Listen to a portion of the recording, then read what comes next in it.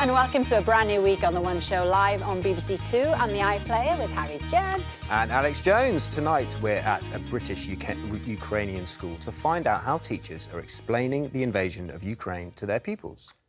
Also coming up, we'll be meeting the first contender taking part in our epic new challenge for comic relief. It's The One Show's Red Nose and Spoon Race. Now, she's called Sally. She's a busy mum of 4 who suffered with perinatal depression.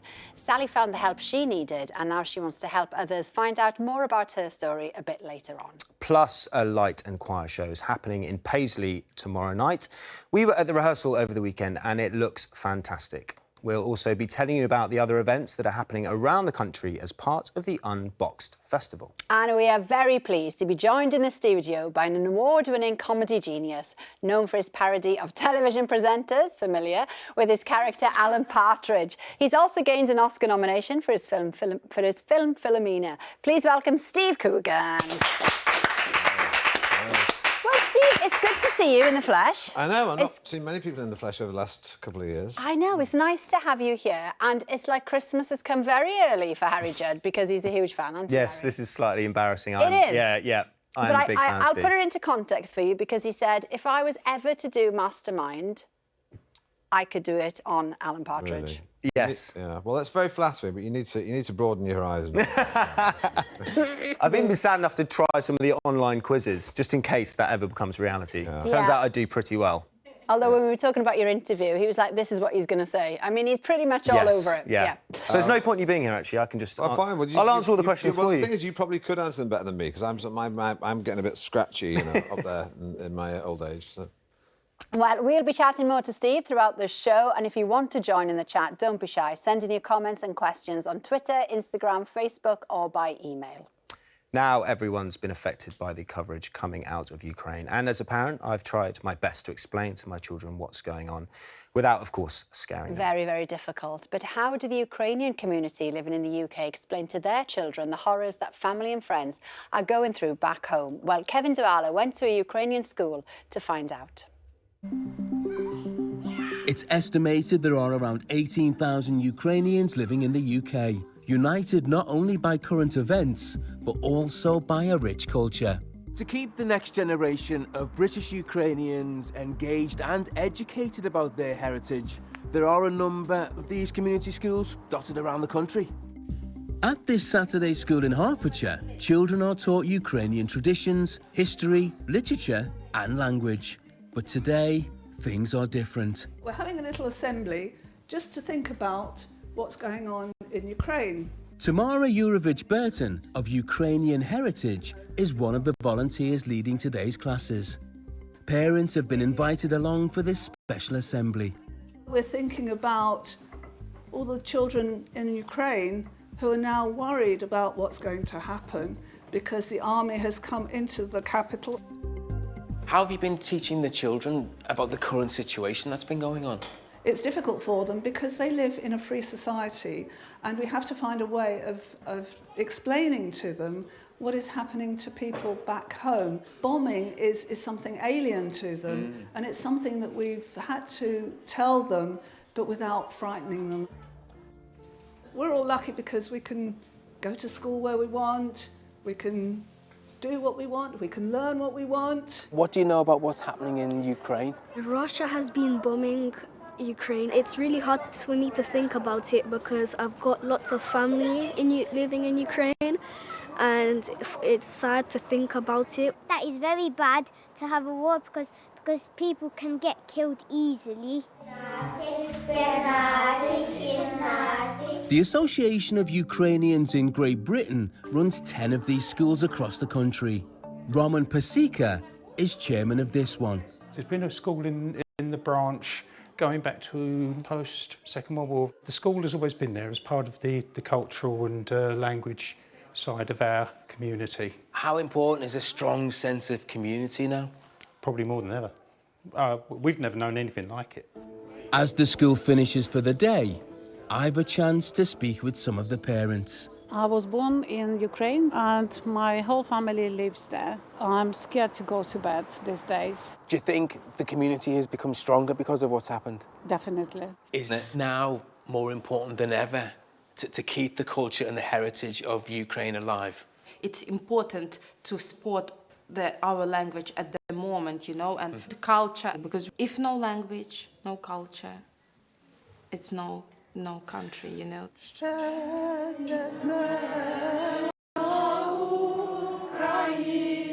Your sister's in Ukraine now?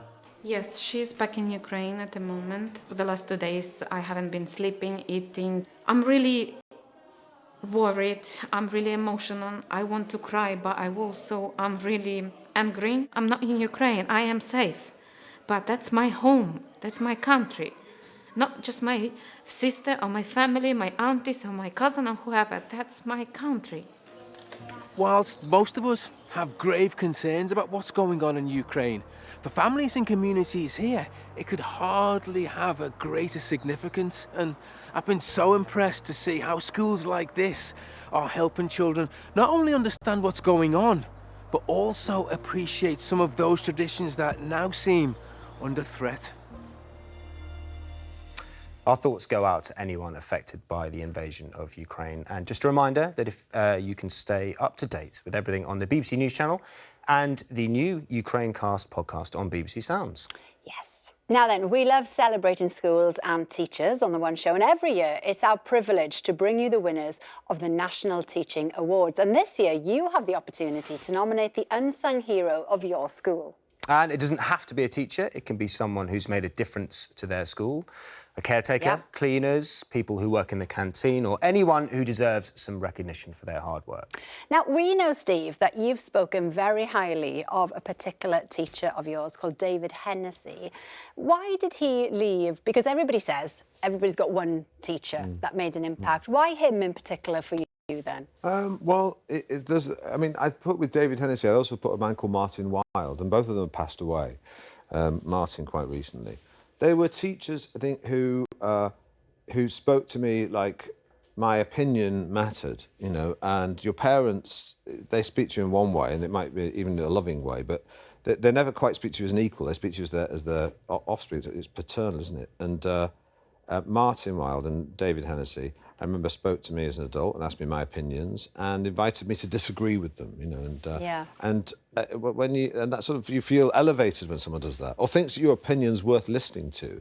That they matter, Yeah, that it matters, and that's your sort of that transition between childhood and adulthood is sort of it's a pivotal period when you're a young person. Or whatever happens when you're young, it stays with you for the rest of your life and defines who you are. If you have a bad experience, it scars you. If you have a good experience, it elevates you. And David Hennessy and Martin Wilde both were people who made me feel like I had value. Yeah. Well, if you've had a similar experience and you want to nominate the unsung hero in your school, all you have to do is go to the Teaching Awards website. But be quick, the closing date is this Friday, the 4th of March. Still to come tonight, we'll be talking to Steve all about Alan Partridge on tour. But first, we are so excited for the One Show's Red Nose and Spoon race this year. Now, 2 teams are going head-to-head as they race across the tough mountainous terrain of the Lake District while carrying a giant egg and spoon to raise money for comic relief. Both teams want to raise as much as possible and give something back to the projects that supported them when they most needed it. All this week, we're going to be getting to know the teammates a bit better, starting tonight with Sally, and this is her story.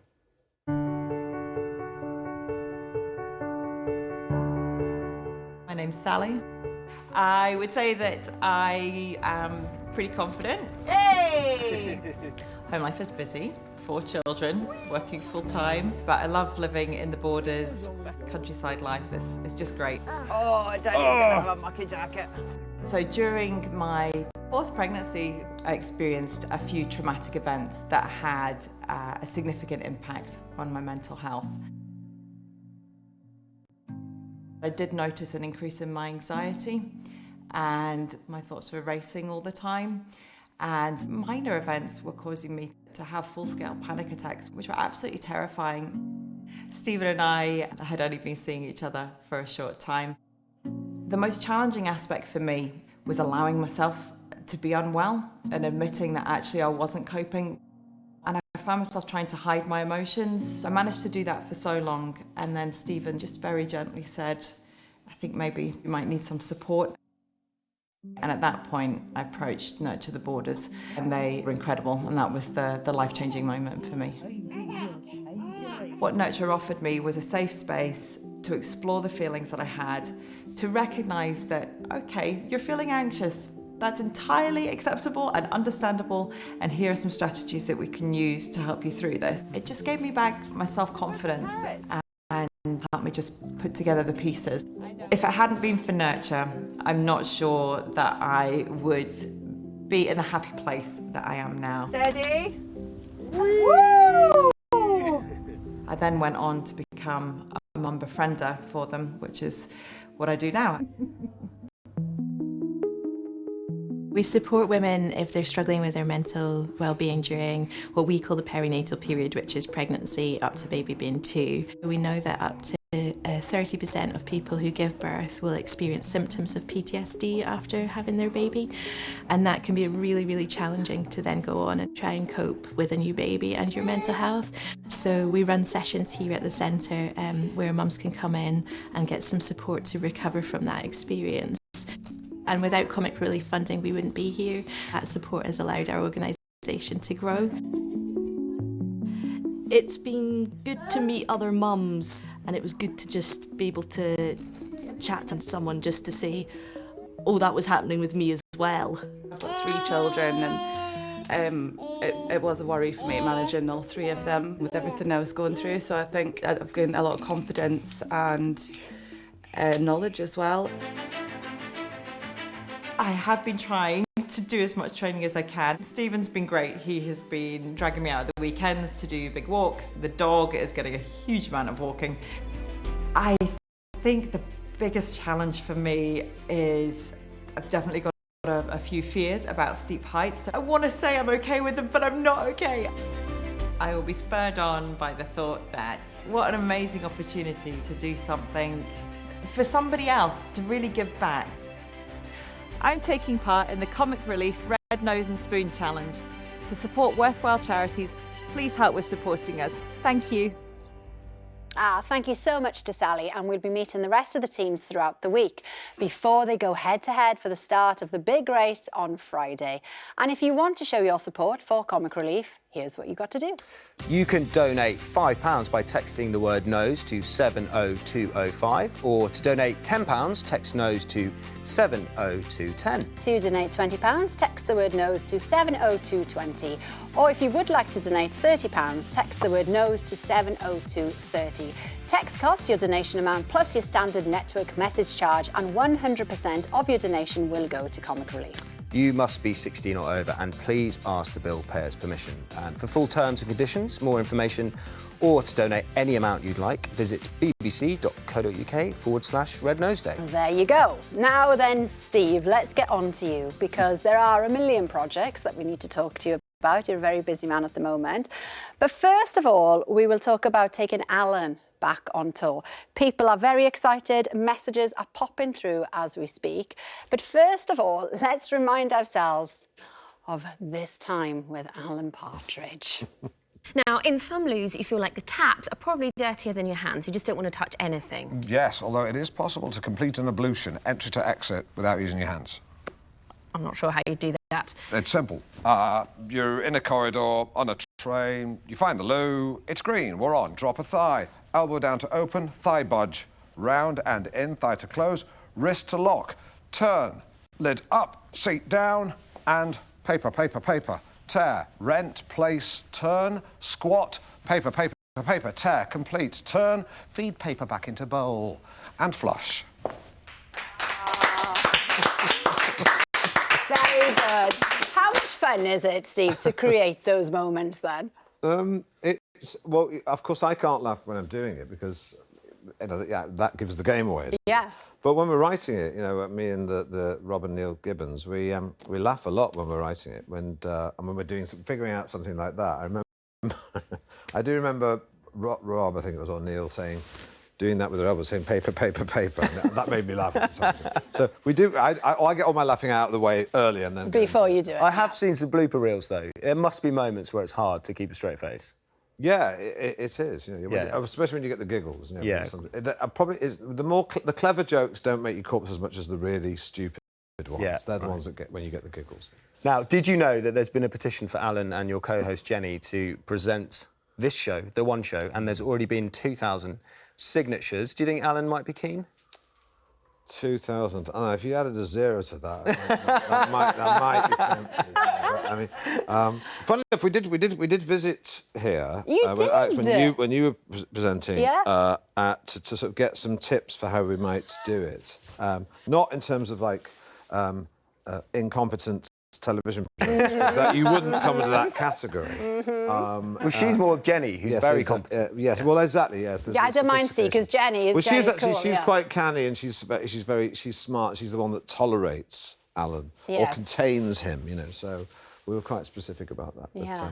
It was odd. So they were in the audience watching every move. Now then, we've got an email through from Alex. Now, he's coming to see you in Birmingham as Alan Partridge on tour. It's called Stratagem. Now then, what can you tell us? Well, it'll be a big evening, all presented by Alan. Alan's show. He will be behaving like a sort of lifestyle guru. He'll help the audience solve their problems. If anyone's got any personal problems or they've got psychological phobias or anything they need help with, Alan will help guide them through that, talk them through that, give them the benefit of his wisdom and the knowledge he's accumulated over the years. And he'll also be approaching and talking about modern issues, new protocols. He'll be talking about all those controversial issues like gender politics, gender identity. Black Lives Matter. All the important issues Alan will be tackling. I have a feeling Alan might be getting cancelled sometime soon. Well, I was thinking if anyone wants to cancel Alan, they really ought to come to the show because it's a perfect opportunity, and he might. We're thinking of maybe cancelling him halfway through the show, seeing what happens. Perfect. So. You say this is to educate and entertain on the poster. Now then, are these sort of the lessons that we're going to be hearing about, or is there some other lessons that Alan has? Well, when we're always the one thing about Alan is you can put your foot in your mouth, and that's the point. You know, there's things that I say as Alan, I can't say as me because I would be cancelled. Yeah. But with Alan, it's that's really. I mean, his whole life is one big cancellation. Because, that's what you do. But the joke is always when we do say anything that's like is potentially offensive. It's like the joke's always on Alan. him. And that's important. That's quite important, that, because you're not sort of. And when you write comedy, you make sure you. My rule is always punch up, don't punch down. Right. You know? If there's powerful people can take it. You know? Now, Alan's been around for over 30 years, and I've loved watching the character evolve over time. What stage is Alan at in his life now? Well, because he was desperate to get back on television, and then he did get back on television.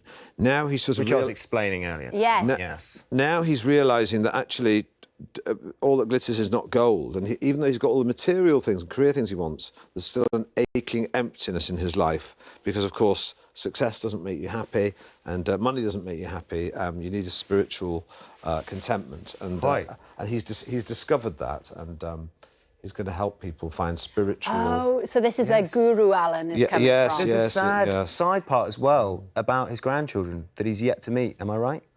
Yes. This is quite niche, Partridge. It is. That's really, really niche. That is quite Alan niche. more than Alan knows himself. But that I found quite sad. It is quite sad, but I don't want people to come on and think they're going to cry. They are going to laugh. If they cry, they can have the money back. Can I just ask this quick question from Steve? I think it's a good question. You probably know the answer. As a Norfolk resident, why did Steve choose Norwich, Norfolk to base Alan? Well, that's a very good question. Well, there's a number of reasons. One is that we felt like people who laughed at Northerners, people laugh at sort of West Country accents, people laugh at people from Birmingham and the Midlands, and that felt like a sort of well-worn territory. But also, Norfolk, and Norwich in particular, it's not north, it's not south, it's sort of on its own, it's its own thing. But it's also, when you look at Britain, it's sort of, it's on one side, its landscape is different. It has its own very different feel that's sort of not categorisable. And that suited Alan, because we wanted Alan to feel like he wasn't one thing or another, he was his own thing. And that felt like... And also, it hadn't been explored as a geographical location before, so we gravitated towards it. Interesting. Did you know that? I knew all that, yeah. There you are, then. There you go. Well, Stratagem with Alan Partridge will be touring the UK from April, and we'll be hearing all about Steve's other projects a bit later on. Now, there's a new festival taking place all across the UK this year, and it's celebrating creativity, and you can get involved too. It's called Unbox, and it kicks off in Paisley tomorrow night with a light and choir show. Now, Jennifer Rioch got an exclusive look at the final preparations, and we should say that this film contains flashing lights and projections. And in the beginning, friends, there was nothing. Telling the story of 13.8 billion years from the Big Bang to now would be no easy feat for anyone. Shortly after the beginning, there was light. But it's happening at this beautiful abbey in Paisley, which is going to be the backdrop to a fantastic multimedia and light installation with animation, poetry, original music and a live choir. And with that kind of lineup, you can bet when the sun goes down here, it's going to be an extraordinary spectacle. 3 local choirs are coming together, but they're not just singing. Choral conductor Osnat Shmuel shines a light on what's planned. So most of it is them conveying through their voices that this is something absolutely awe-inspiring and exquisite. The music and the narrative is another layer on this epic story that we bring together to a very personal place, and we ask the audience to say, you're part of this story as well. To accompany the lighting design and projection, the singers are performing to a special piece of music by award-winning composer Nitin Sawhney. I've got to say this is the most epic and ambitious project I've ever worked on.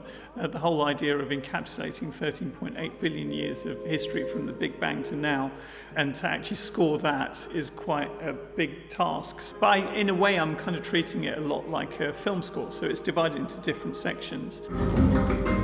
When the audiences are going to come to these different cities, they're going to find themselves quite synesthetically immersed, surrounded by incredible sounds, by visuals, by smells of the air around them. It's a provocative piece designed to really make people feel that they're part of something huge. We are little more than temporary constellations of atoms and molecules. It's not only a hugely ambitious fusion of art and technology, but of science too, which is why it's attracted some of our top space scientists. You can feel the vibrations of some of the rehearsals, can't you? Yes, and can you imagine, it is an epic journey, and it's just lovely to be here at the Abbey celebrating that. Many people think, oh, she's a scientist, they're sort of, logical, very distant almost. But creativity is across the board. When you meld them together, you get something that's fantastic. And so celebrating that across the UK has just been a joy for me. To coordinate the whole show requires precision, and Lysander Ashton, whose team helped create the London 2012 Olympic opening ceremony, is in charge of doing it. The oxygen in our lungs were all forged in the hearts of long-dead stars. We've never done anything quite on this scale. We saw the Abbey and thought this would be an amazing site for it. We think about that building as a canvas to become different parts of that story. It must have been a massive collaborative team effort. Yeah, and there's been thousands of people involved in the project already, looking at all of the animation or all of the different elements of the show at home, and then suddenly seeing it here all come together is really wonderful. What do you think you're hoping people will gain from this experience? We understandably spend all of our time thinking about like the day-to-day struggles in front of our lives. But occasionally there are these moments, maybe it's looking up at the night sky and you get this inkling of a bigger universe, that you're part of something much larger and stranger. And if we can give people a tiny dose of that, then that would be brilliant. That wonder, that magic. So impressive. We are not in the universe. We are the universe. Well, go and see it if you can. It's on tomorrow night, but don't worry if you can't make it. It's in other locations around the UK in the coming months as well. And the Light Show is the first of 10 fantastic projects happening across the country this year, and they are all free.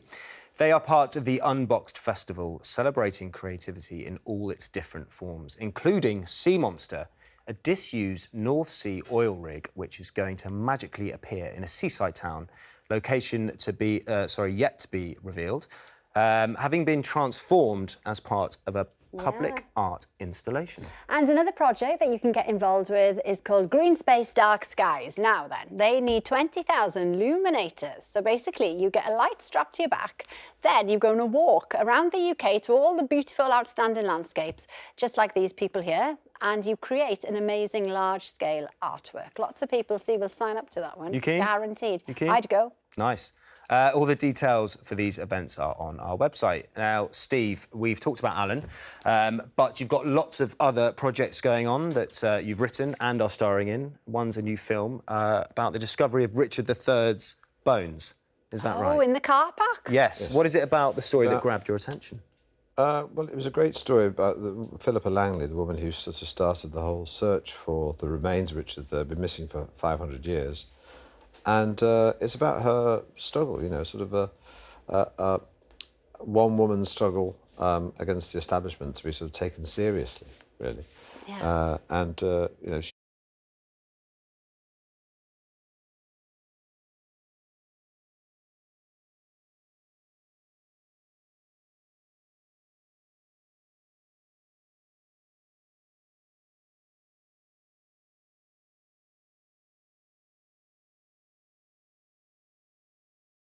in the end, she's vindicated. So it's a great story. Sort of it would be unbelievable if it weren't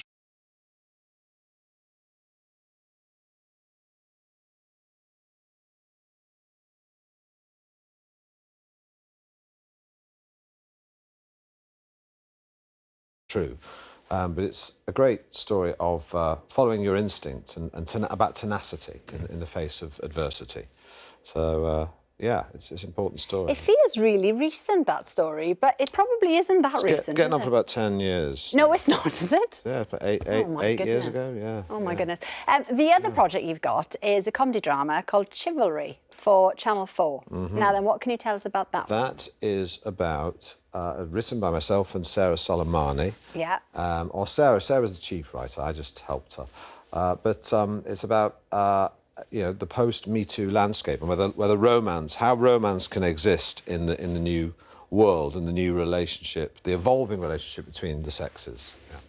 So but we dance across the hot coals and we sprinkle a little bit of comedy on so people relax and can enjoy it. Nice. I mean, we were saying earlier, your projects are so varied. What attracts you to a project then? Is it the character, or is it the story, or is it the strength of the writing? It's anything that's a little bit different, anything that is potentially difficult. If there's a risk of failure, you know, if you get it wrong, if you're going to fall flat on your face, then that almost attracts me because it means there's a challenge there to talk about things that some people would rather not talk about, or things that feel controversial. Yeah. But if you sprinkle a little bit of comedy in the right places, then you can make things more palatable, make people relax a little and realise that there's nothing to be scared about talking about these things. And also just giving people... I mean, so seeing everything that's going on, you know, in the Ukraine at the moment and feeling that it's sort of the world feels quite a dark place. I think it's... Yeah. You realise, strangely, in times the importance of comedy and the importance of people, the importance of being able to laugh, not at that thing, but in the face of it and with people, and you know, it's important. Laughing is important. Well, it is, Steve, and thank you so much for your company. That's all for today, and we will see you tomorrow at the same time. Bye now. Bye-bye. Thank you, Steve. Bye.